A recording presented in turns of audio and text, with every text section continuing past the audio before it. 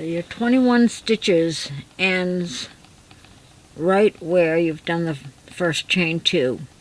So on the second row, we're going to chain 4.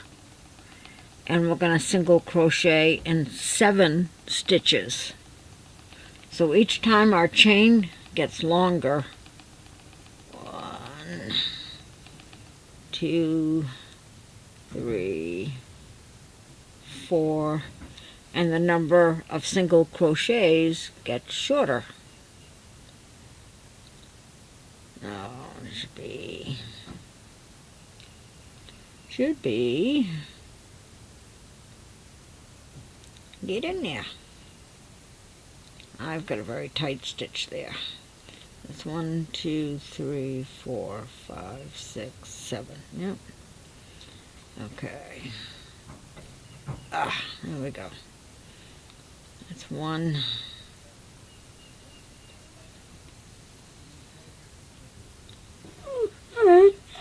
2,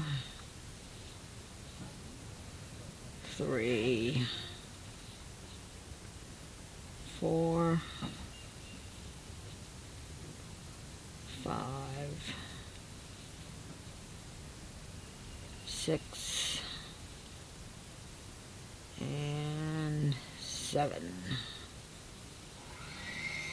Chain 4. 1, 2, 3, 4.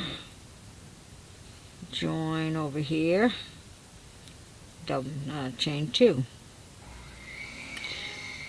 So the next row will be the same, 21 double crochets, only next time we're going to do 6 chains, and we're going to single crochet in 5.